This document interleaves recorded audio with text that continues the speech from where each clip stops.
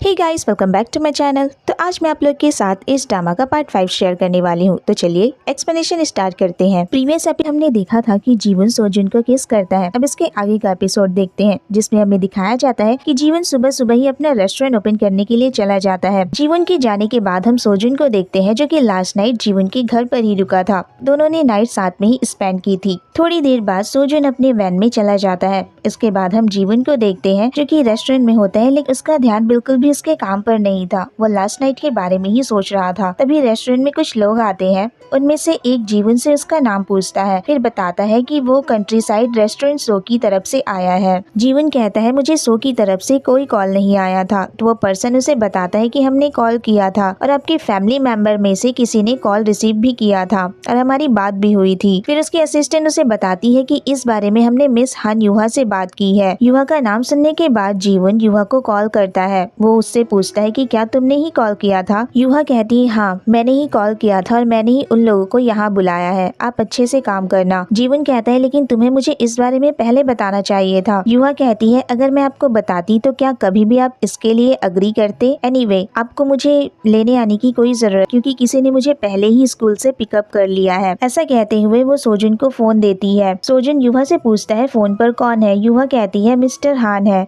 सोजुन जीवन को बताता है कि उसने युहा को पिकअप करने के लिए उसकी मॉम से परमिशन ली है और उसे अब उसकी चिंता करने की कोई जरूरत नहीं है। वो बस अपने काम पर फोकस करे। ऐसा कहकर वो कॉल रख देता है, लेकिन जीवन उस शो को करने से मना कर देता है और शो के पीडी और उसके असिस्टेंट को वहाँ से कहता है। रेस्टोरेंट से बाहर आने के बाद वो पीडी अपने असिस्टेंट से कहता है कि तुम्हें अच्छे से चेक करना चाहिए था ना, वो कॉल किसी बच्ची ने रिसीव किया था। अगले सीन में हम देखते हैं कि सोजुन युहा को नूडल की ट्रीट देता है और उसे कुछ टॉयज और कुकीज भी गिफ्ट करता है। इसके बाद युहा से कहता है मैं नहीं चाहता कि तुम्हारी मॉम इसके लिए मुझे डांटे, क्योंकि मैंने उन्हें प्रॉमिस किया था कि मैं तुम्हें जंक फूड नहीं खाने दूंगा। सोजुन ऐसा इसलिए कह रहा था क्योंकि युहा ने स्पाइसी नूडल खरीदे थे। फिर युहा कहती है इस बारे में आप मॉम को मत बताना और मैं भी नहीं बताऊंगी, तो किसी का कुछ पता ही नहीं चलेगा। ये सुनकर सोजुन स्माइल करता है और युहा से पूछता है तुम अभी फोन पर जीवन से किस बारे में बात कर रही थी। युहा कहती है ये एक सीक्रेट है, आपको नहीं बता सकती। ऐसा कहते हुए वो अपना नूडल खाती है। सोजुन उसकी क्यूट बातें सुनकर हंसने लगता है और कहता है आज तुम्हारा हेयर स्टाइल अच्छा लग रहा है। युवा कहती है आज कितने लंबे समय बाद मेरी मॉम ने मेरे बाल बनाए हैं। ये सुनकर सोजुन कहता है जब तुम्हारी मॉम बिजी होंगी तो तुम मेरे पास आ जाना, मैं तुम्हारे बाल बना दूं। ऐसा कहते हुए वो उसके चिक पर लगे नूडल्स को साफ करता है और पूछता है क्या ये ज्यादा स्पाइसी है। युवा कहती है हाँ और नूडल का कप उसे दे देती है। युवा कहती है मेरे बाल उतने इम्पोर्टेंट नहीं है और आप तो बिजी रहते हैं ना। फिर सोजुन कहता है नॉर्मली फैमिली में ऐसा ही होता है, लोग एक दूसरे की केयर करते हैं। तुम्हें भी अपनी मॉम की केयर करनी चाहिए, वो भी तो बिजी रहती है ना, तो जरूरी नहीं कि तुम जो कहो उन्हें वही करना चाहिए। और सच कहूँ तो ये एक नेचुरल थिंग है जो तुम सोचते हो कि तुम्हारे मॉम डैड तुमसे प्यार करे।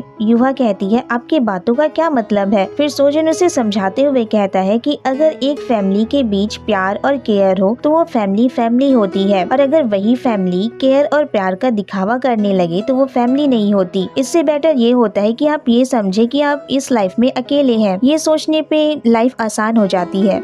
युवा कहती है क्या आपके पास काम नहीं है। मैं जानती हूँ कि कल जो हुआ उसे लेकर आप सॉरी फील करते हैं, लेकिन उसके लिए आपको मेरे साथ इस तरह खेलकर टाइम बिताने की कोई जरूरत नहीं है। मैं आपसे नाराज नहीं हूँ। युवा की ये क्यूट बातें सुनकर सोजुन कहता है सच कहूँ तो वो मैं नहीं हूँ जो तुम्हारे साथ टाइम स्पेंड कर रहा है, वो तुम हो साथ टाइम स्पेंड कर रही हो, क्योंकि मैं अकेला नहीं रहना चाहता।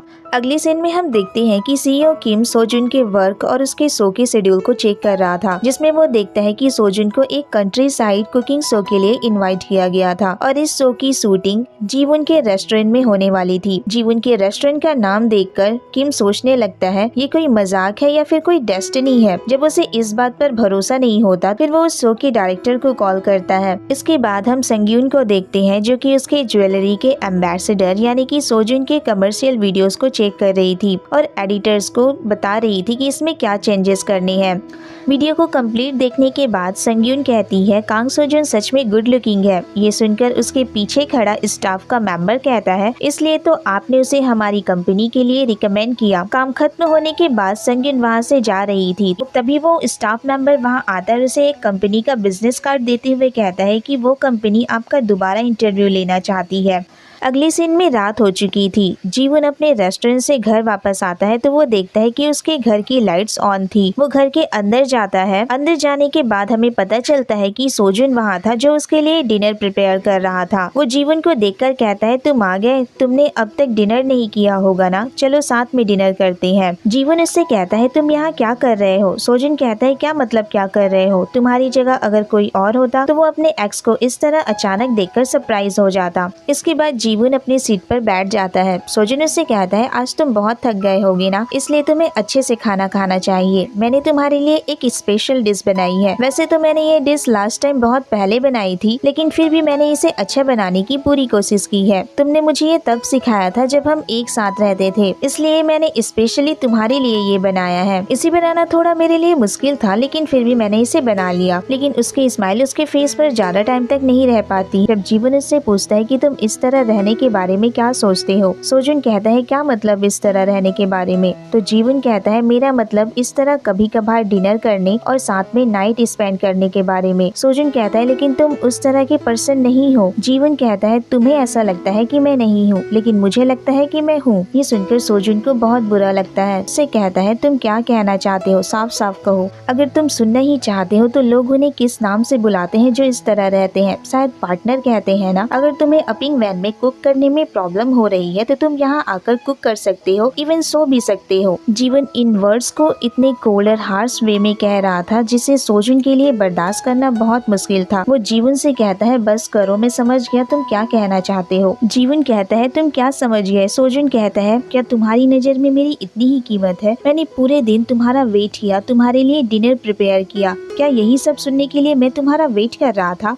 अगर तुम्हारा बिहेवियर ऐसा ही रहा तो हमारा जो बॉन्ड है वो हार्शली खत्म हो जाएगा। क्या तुम यही चाहते हो? बताओ मुझे, कब तक तुम ऐसे प्रिटेंड करते रहोगे? जीवन उससे कहता है, तुम्हें जो सोचना है वो सोचो, लेकिन फ्यूचर में मेरा तुम्हारा लवर बनने का कोई प्लान नहीं है। जीवन की ऐसी बातें सुनकर सोजुन को बहुत गुस्सा आता है और वो कहता है, ठीक है, हम हर रात इसी टाइम पर मिलेंगे, जैसा तुम चाहते हो हम वैसा ही करेंगे, लेकिन इस वर्ड का यूज दोबारा कभी मत करना। ऐसा कहते हुए वो वहाँ से बाहर चला जाता है। बाहर आने के बाद वो अकेले ड्रिंक कर रहा था। तभी वो संग्यून को देखता है जो अपनी दो फ्रेंड्स के साथ वहाँ से जा रही थी, लेकिन संग्यून उसे इग्नोर करती है और वहाँ से चली जाती है। थोड़ी देर बाद संग्यून वहाँ आती है। सोजुन उसे देखकर चौंक जाता है और कहता है, क्या तुम भी ज्वाइन करना चाहोगी? संग्यून कहती है हाँ, और उसे अपने लिए ड्रिंक बनाने को कहती है। सोजुन कहता है, अभी अभी तुमने मुझे अपने फ्रेंड्स के सामने इग्नोर किया, अब तुम यहाँ मेरे सामने आकर बैठी हो। तुम्हारे टाउन के लोग सच में बहुत अजीब है। संग्यून कहती है, मैं किसी को अकेला नहीं देख सकती। तो सोजुन कहता है, यहाँ कौन अकेला है? फिर संग्यून उससे पूछती है, क्या तुम सैटरडे को फ्री हो? क्या तुम मेरे साथ? उसने इतना ही कहा था। तभी सोजुन कहता है, रुको जरा, तुम क्या कहना चाहती हो? तुम्हारे टाउन में लोग क्या ऐसा ही करते हैं? आई मीन तुम अब्रॉड से पढ़ के आई हो ना, तो तुम्हारा माइंडसेट अमेरिकन है, और जीवन उसने इटली से पढ़ाई की है तो उसका माइंडसेट इटालियन है। लेकिन मेरा क्या? मैं जानता हूँ कि मैं गुड लुकिंग हूँ, मेरे टैलेंट है, लेकिन फिर भी मैं तुम्हारी तरह नहीं सोचता। मैं एक इनोसेंट पर्सन हूँ, इसलिए आई एम सॉरी, मैं तुम्हारे साथ नहीं जा सकता। और सच कहूँ तो मैं इन सारी बातों से परेशान हो चुका हूँ। ऐसा कहते हुए वो उसे वहाँ से जाने को कहता है। तो संग्यून उससे कहती है, शायद तुम्हें कोई गलत फहमी हो गई है, लेकिन तुम मेरी टाइप के नहीं हो। सोजुन कहता है, तो फिर तुम मेरी फैन हो? संग्यून उसकी बातों पर हंसती है, ये पॉसिबल हो सकता है। फिर दोनों ड्रिंक करने लगते हैं। अगले सीन में सोजुन जीवन को एक वॉइस मैसेज सेंड करता है जिसमें वो कहता है कि तुम मेरे साथ ऐसा क्यों कर रहे हो, मैं समझ नहीं पा रहा हूँ, लेकिन कल रात जो कुछ भी हुआ उसे भूल जाना, सोचना कि ऐसा कभी हुआ ही नहीं। इसके बाद सोजुन और सियो किम संग्यून के स्टोर रूम की सफाई करने में उनकी हेल्प करते हैं। सियो किम पहले तो इसके लिए मना करता है, बट सोजुन के रिक्वेस्ट करने पर वो मान जाता है। स्टोर रूम क्लीन करने के बाद सभी एक साथ डिनर कर रहे होते हैं। तभी सोजुन देखता है कि संग्यून और जीवन एक साथ बहुत ज्यादा कंफर्टेबल थे। वो उनसे पूछ ही लेता है कि तुम दोनों काफी क्लोज हो, तुम दोनों कब से एक दूसरे को डेट कर रहे हो? ये सुनकर जीवन को गुस्सा आता है और वो बियर की बोतल को जोर से टेबल पर रखता है। फिर संग्यून बताती है कि जीवन की फैमिली यहाँ तब शिफ्ट हुई थी जब वो 10th ग्रेड में था। सोजुन कहता है, लेकिन तुम तो 20 साल की उम्र में सॉल गए थे ना? संग्यून कहती है, हाँ, हम दोनों ने सॉल में एक साथ पढ़ाई की है। तभी अचानक दाक्यून जो खाना लेकर आ रही थी वो सोजुन के ऊपर गिर जाता है। दाक्यून इसके लिए उससे माफी मांगती है तो सोजुन कहता है, आप कहने की कोई जरूरत नहीं है।